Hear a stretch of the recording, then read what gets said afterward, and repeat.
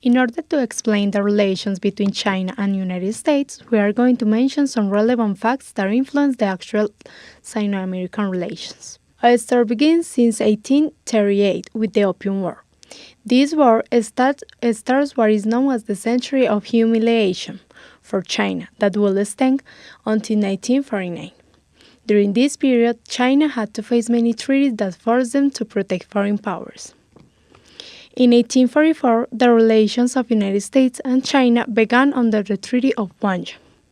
The aim of the deal was to assure the trade rights to the United States and the Chinese land, but Chinese rights were not covered.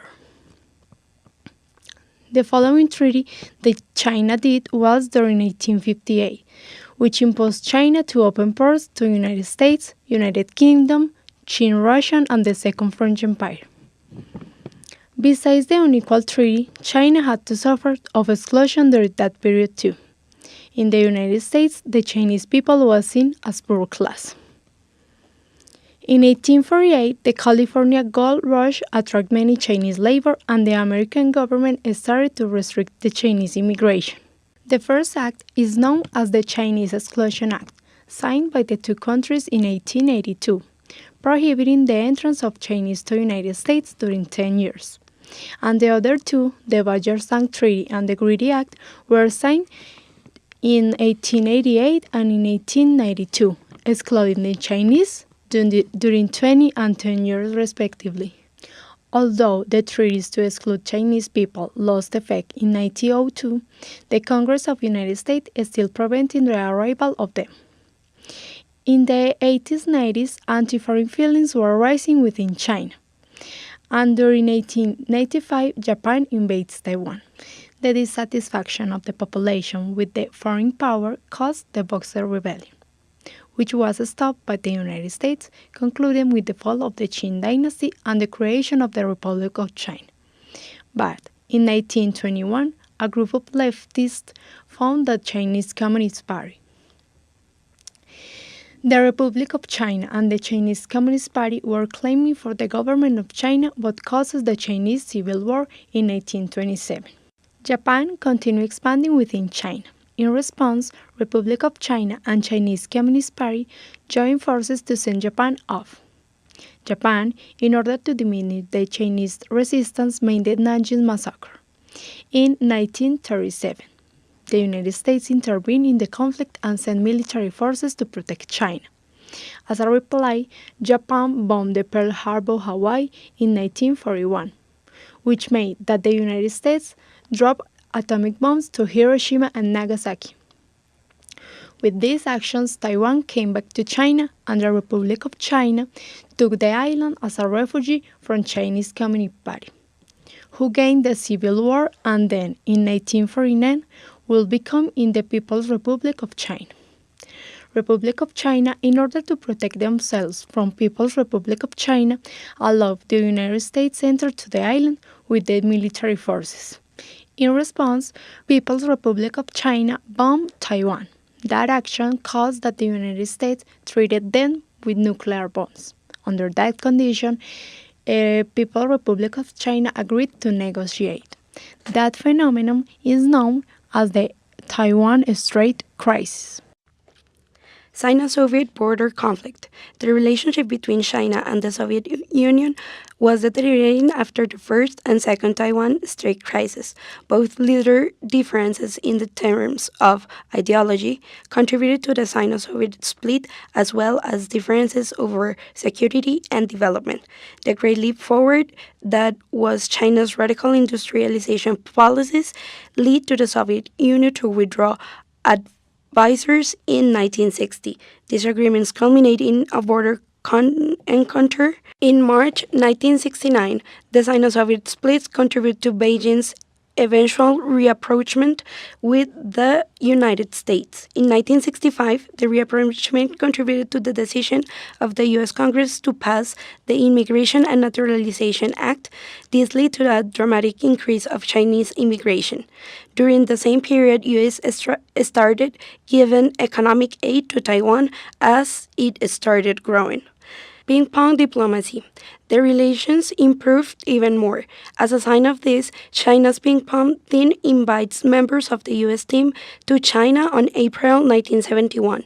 Journalists accompanying the U.S. players are among the first Americans allowed to enter China since 1949. In July of 1971, Secretary of State Henry Kissinger made a secret trip to China. During the same period, President Nixon eased the trade embargo on China. In return, China relaxed its trade embargo on U.S. less than a week later. Nixon visits China. President Nixon spent 8 days in China in February 1972 after 25 years of separation between the two countries. During this week, Nixon met China's highest leaders. The communique says that countries agreed that it would be in everyone's best interest to move towards normalizing diplomatic relations. However, normalization of relations between the two countries make a slow progress for much of the decade. Formal ties and one China policy. As first sign of formal ties in May 1973, the United States liaison office was established in Beijing, and China's counterpart office was established in Washington. 2011 U.S. pivots to Asia. In 2011, the Secretary of State Hillary Clinton announced the U.S. pivot from the Middle East to Asia. This referred to investing U.S. attention on military, political, and economic affairs in the Asia-Pacific region. China has risen to become a powerful nation that commands the world's attention, and it is more important than ever before to establish regular dialogue. 2012 Rising trade tensions. The U.S. trade deficit with China rises from $273 billion in 2010 to $295 billion in 2011, and in March, the United States, the European Union, and Japan filed a request for consultations with China at the World Trade Organization over its restrictions on exporting rare earth metals. The United States and its allies affirmed that China's quota violates international trade norms, and it forces that the multinational firms that use the metals move to China. China calls this move rash and unfair, and it promises to defend its right in trade disputes. 2013 Sunnylands Summit at the state of Sunnylands in California. In June of 2013, the President of China, Xi Jinping, and the President Barack Obama met to converse about important topics like climate change, cybersecurity, and North Korea's aggressive policies that were incessantly dangerous to the interests of both countries.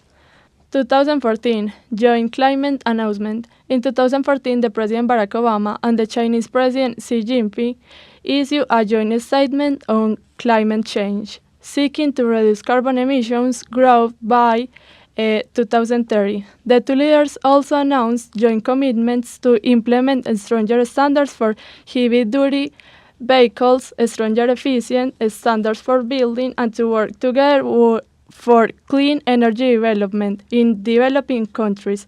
These both countries are two of the world's largest investors in clean energy and already have a robust program of energy technology cooperation. Over the last few years, Chinese President Xi Jinping and former U.S. President Barack Obama managed to create momentum for bilateral ties to put up with the impact of 2008 international financial and U.S. domestic politics. The two countries managed to build and maintain new top majors country relations, which has brought tangible results for both sides. The question now is whether the new U.S. administration will join hands with the Chinese side and continue with a working relationship that benefits not only both countries, but also countries around the world. In the 21st century, according to the diplomat, China is perceived as the United States' greatest challenge to its superpower status. The recently elected U.S. President Donald Trump said in his best-selling campaign manifesto, "There are people who wish I wouldn't refer to China as our enemy, but that's exactly what they are." Even years before his candidacy, Donald Trump has been showing his discontent with China. The US and China have been economic potencies that have led global trade over the last years, which has caused an economic war between these two countries. While China is an avid supporter of international free trade, the US has been forced to close customs house and implement protectionism due to the eagerness of its millions of consumers for the goods of China and other Asian countries.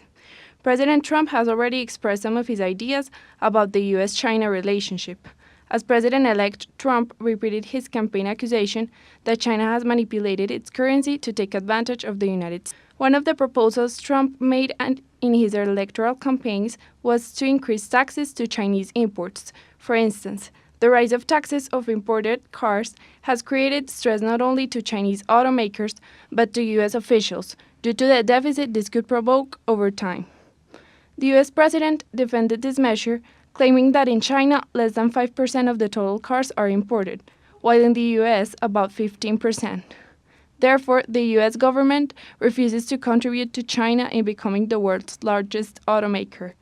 It's pretty obvious that both countries have had several confrontations, mainly because of the trading policies each country has established. So, what are the key issues in the US-China trade dialogue?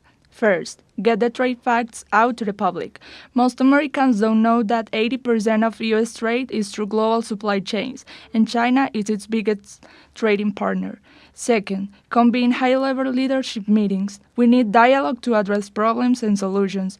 Big strategic dialogue allows leaders to get to know each other and understand their different points of view. Third, take action to enforce established rules. U.S. argues that there are countries that have 50% tariffs on their products, while they only apply about 2%. Therefore, the WTO rules are being violated and no one is doing nothing. And last, increase skill training of workforce. It is necessary to develop better social programs to assist displaced workers.